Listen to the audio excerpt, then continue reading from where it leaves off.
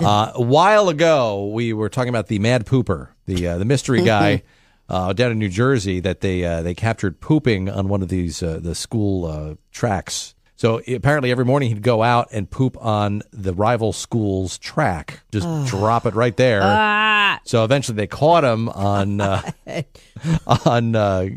video, and he was taken in for that or whatever. I guess pooping isn't a felony.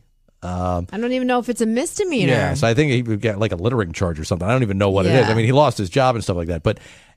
He says, the whole incident, has ruined his life, obviously. But he blames the police in large part for that. And here's why. And I thought this was crazy, too, but it does kind of make some sense. So he said that when he was caught, the police took his mugshot and then plastered it all over their Facebook page. So he's suing them now for $1 million. So does this guy have a case? It seems like they shouldn't have taken a mugshot for what he was charged for, even though it was, it's fun to talk about. Yeah, so he actually kind of does have a case. But let me backtrack, because this comes up a lot in my office with, let's say somebody gets arrested for a DWI, just a run-of-the-mill DWI, which is a misdemeanor. And oftentimes their picture and the story ends up in a local paper.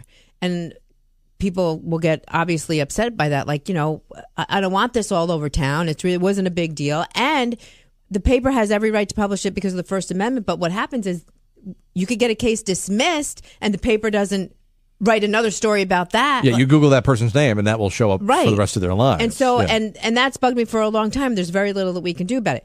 Although it's public record. So the police, if you commit a misdemeanor or higher, most of that information is public record that can be published. But for something that, in this case, in your case, hypothetical speeding or some other violation, at least in the state of New York, is not a crime. And when I was doing a little research on this yesterday, I found out something very interesting. The one thing that Governor Cuomo has done that I don't hate is he apparently there is some legislation in the works to get rid of those websites that you have to pay to get your mugshot off. Like, they gather the public information that the police post, then they post it on their website so people can make fun of you. And if you want it down, you have to pay them, which is kind of like blackmail. Sure is, yeah.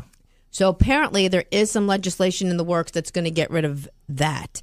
And this guy actually, now, is he going to get $1 million? Let's say he is successful, and he could be. Is he going to get $1 million? Probably not. He's not like the most sympathetic guy. Yeah.